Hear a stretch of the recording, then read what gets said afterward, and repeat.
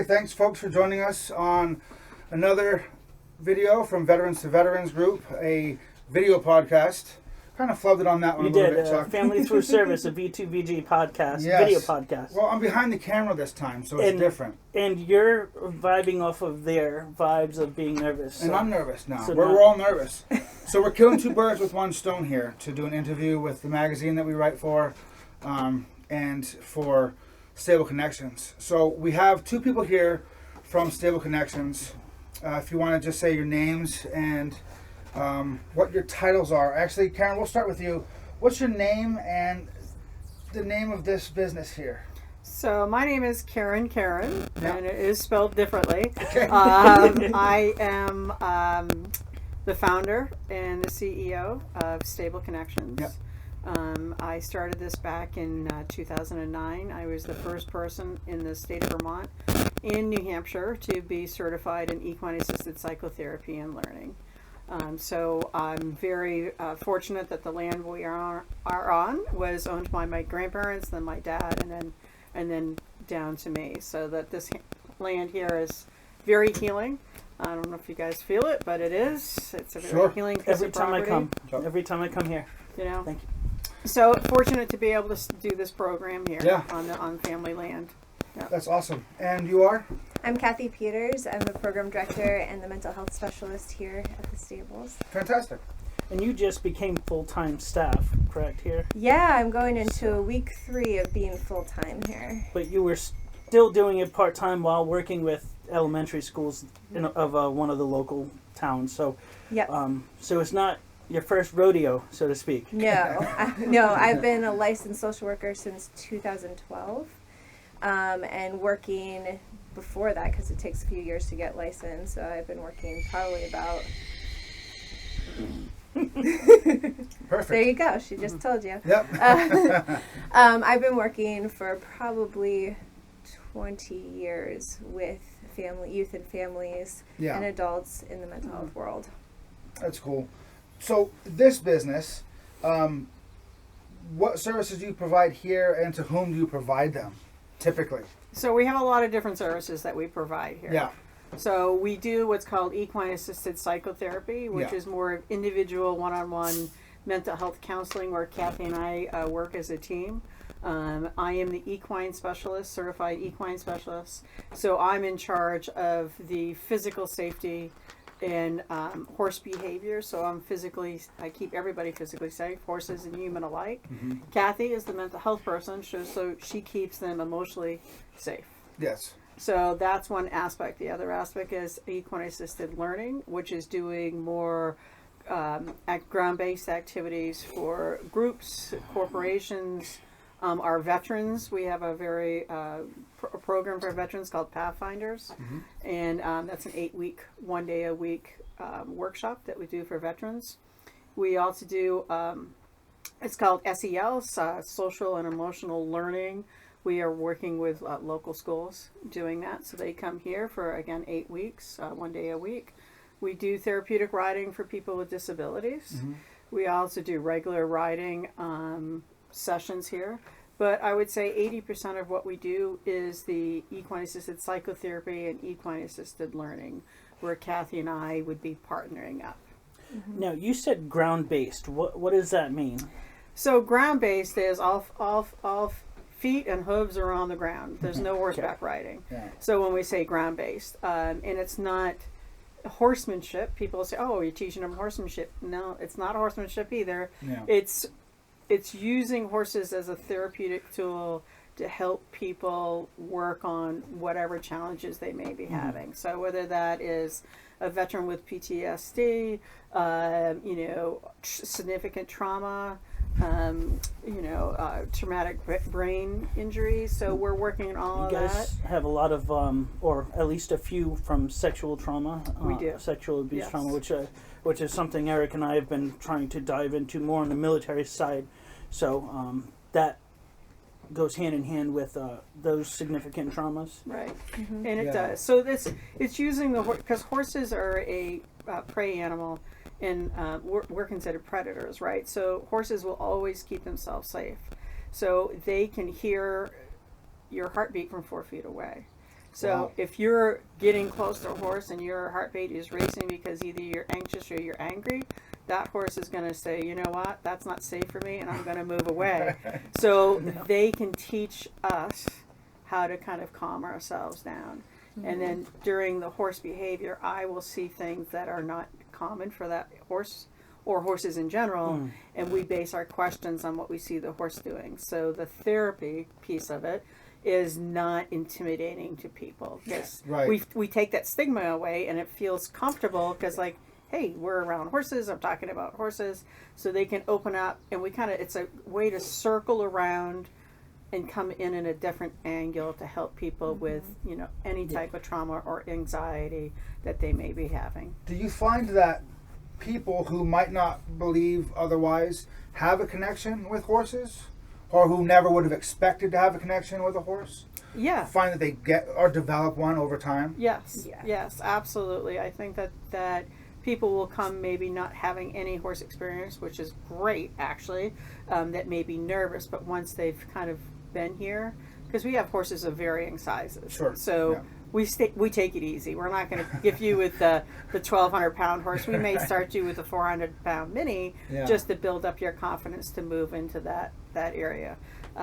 But they end up wanting to continually come back because they've got a relationship. They're bonding with that animal, and you know, we've had firsthand experience with, you know, some of our veteran kids that will come here that have trauma, that will bond with just one, and then we'll just keep on using that one if that's important to them to have that relationship. I think it's amazing that people can develop that, and you know, for our viewers and our readers, depending on the method that they're connecting with this, is it's quite telling that the American Disability Association, or one of those, the service animals that are the ADA, you know, qualifies.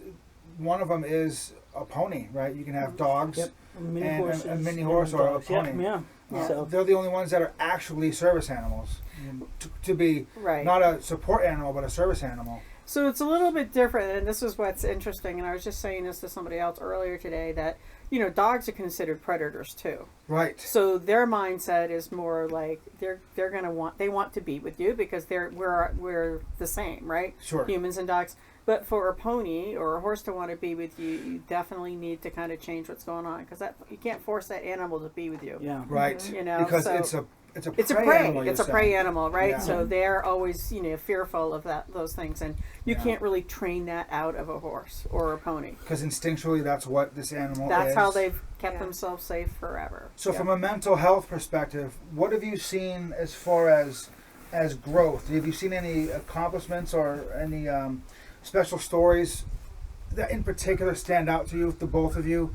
That obviously you don't use a name. And I was just gonna say, Well, we've got a lot, but I are you thinking about the same one I'm thinking about? I'm not sure.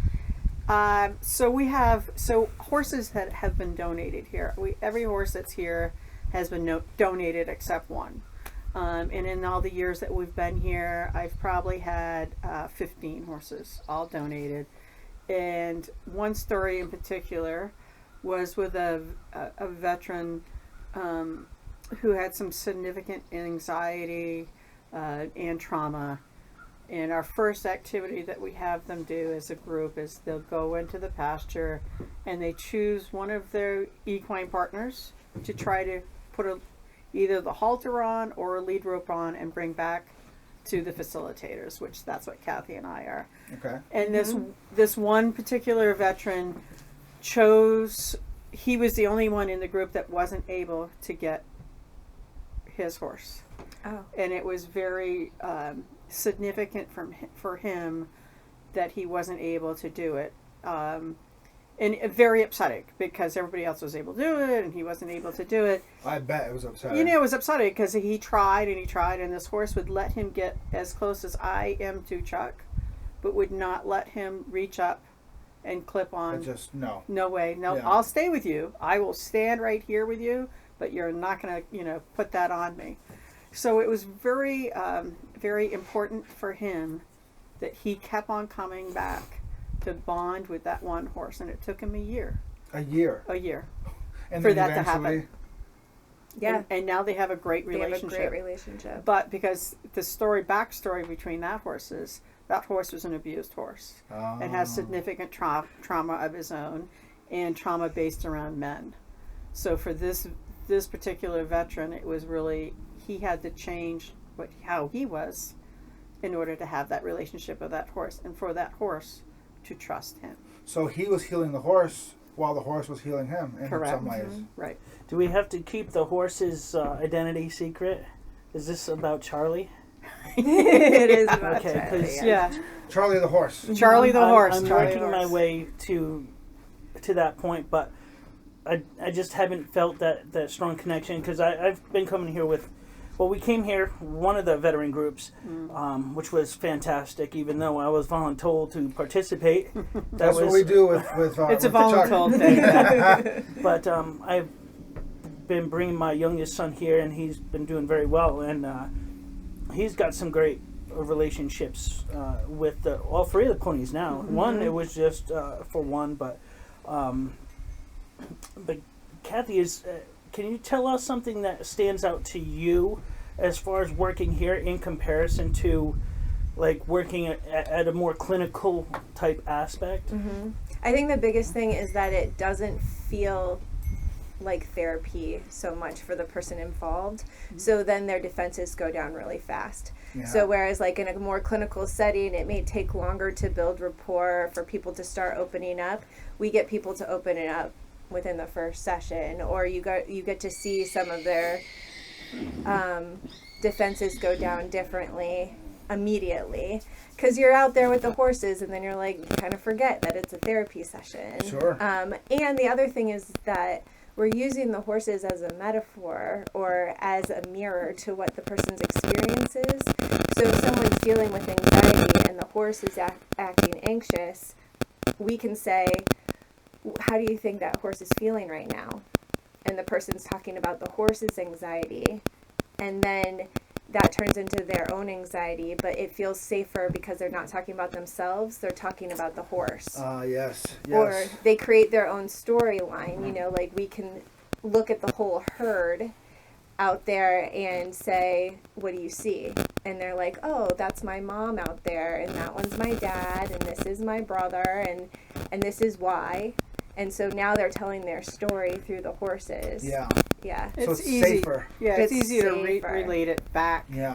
So, I mean, that's what they do. Horses will mirror things so you can relate it back to their own lives. Yeah. And so, like you said, it's not clinical in a sense where they're on the classic, you're on the couch and I'm behind the desk and Right. you just tell me what's going And I'm on. pretending to listen type of thing. Yeah. And I'm not scribbling all- notes. Not Yeah. all, psychiatrists, psychologists do that, but like the VA, a good majority of them do have a tendency to fall that way, where it's more a numbers game. And So if people wanted to help, how would people who ostensibly aren't close enough to come here with a donation or whatever, how could they help this organization, either financially or with items? How could they help you guys with your mission to assist veterans and your other clients with what you do? How could they help you?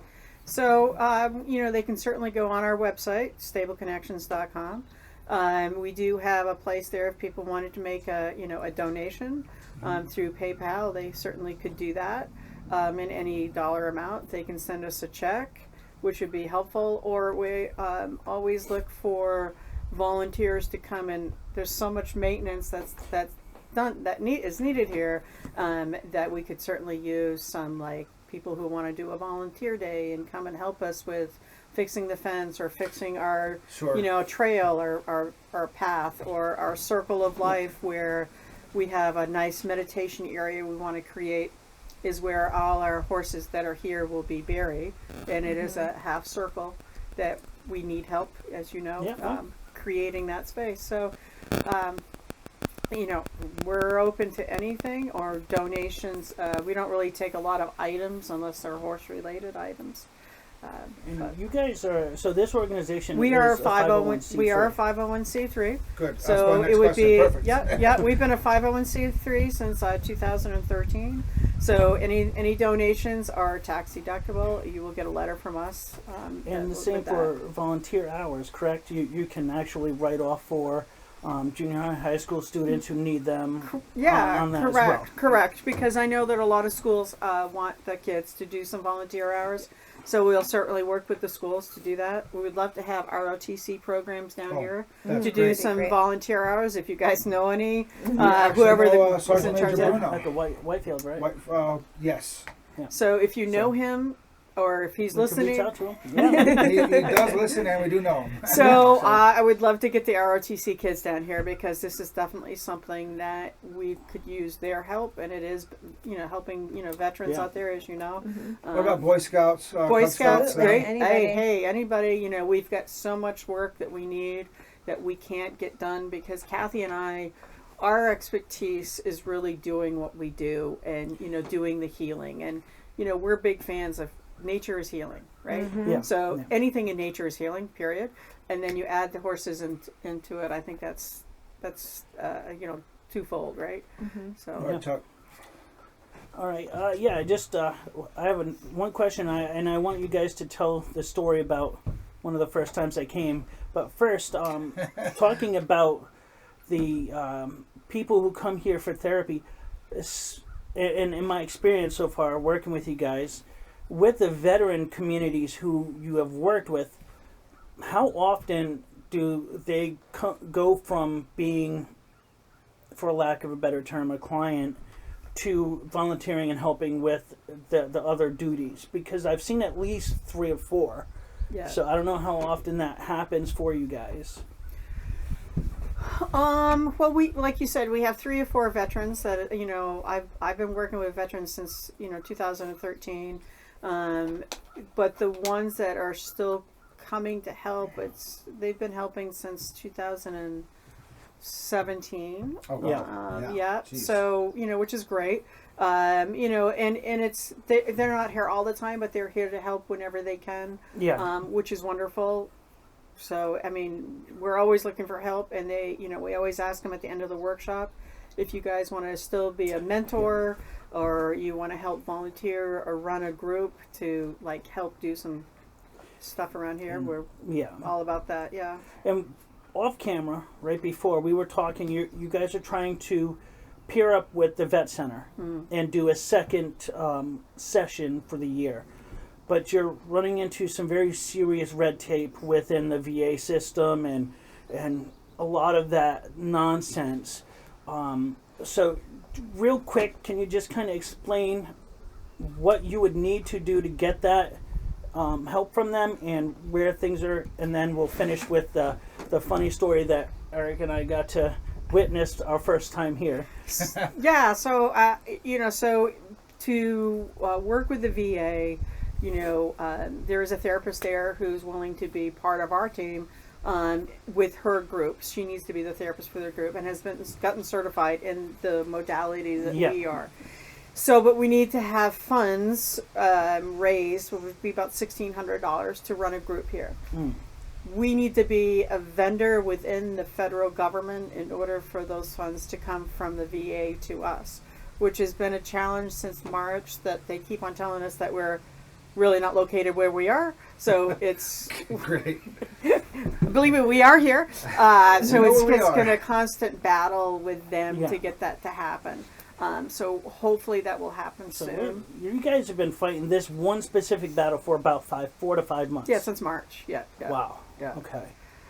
Have you gotten any headway with that? I'm hoping that next week that it'll happen. That's my goal.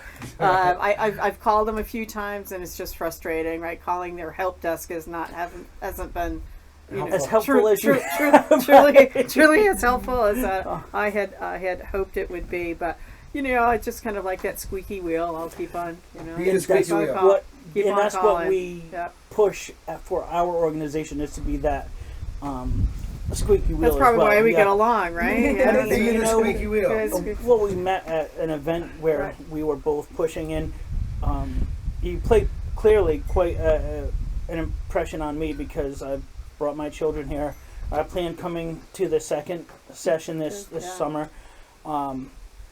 Cathy, just to put you on the spot because you haven't said much, do you remember the first time and I'm going to say his alias because he doesn't, it's not a name, but Shipwreck. Do you remember the situation that happened with someone kind of picking on Shipwreck? Yes. And so can you tell us what, because I think this really encompasses the relationship that can be formed with the horses. It's something that stood out so much to me that is something I tell everybody about. So.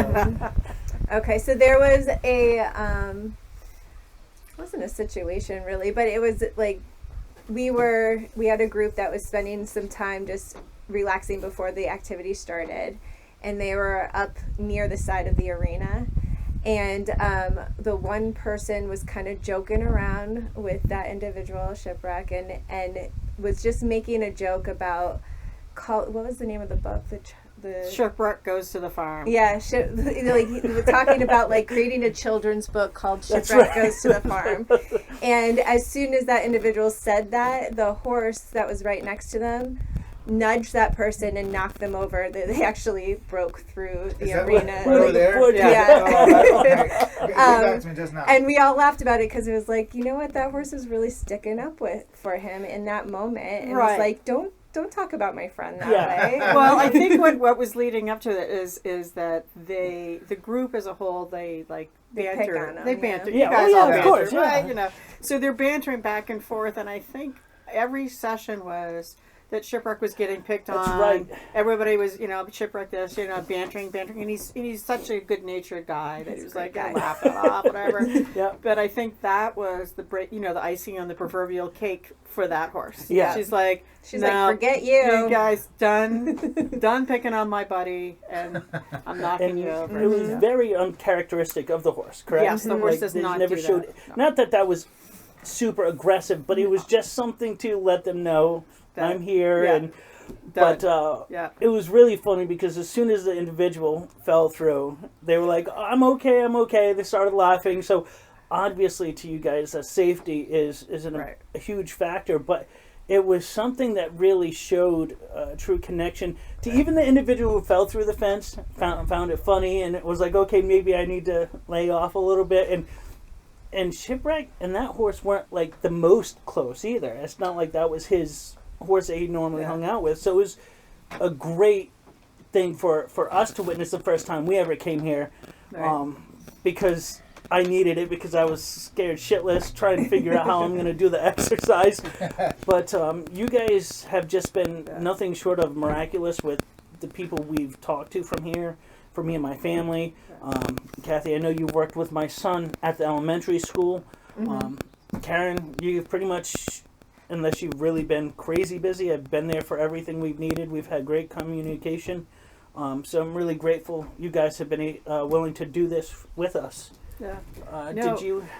Thank you. Thank you so for great. doing this for us and with us, and anything we can do to keep on, getting the word out there to help veterans. And, that's kind of what we're. And you we're help at. not just Vermont, New Hampshire, anybody who's in the area who can make it, right? Yep. It's Yeah. not, you're not restricted Maine's to. not super far either, right? Yeah. Certain parts of Maine are relatively Yeah, close. I mean, like Bethel, Maine is a little bit of ways away, but we're, whoever. But you don't restrict to a certain area. No. Okay. No. I'm actually licensed in all 3 states Oh, anyway. perfect. And okay, I was just good. going to ask, you guys do take certain health insurances, correct? Yes. Right, but we Yeah. don't charge veterans. That's why No, we no, I mean, fundraise. yeah. But Yeah. in general, yeah. So I'm sure that's a whole nother process we won't get into. we won't talk about that. But you do take when it comes to family members and kids, you guys do accept health insurance, which is huge. And I'll around here. say in the magazine,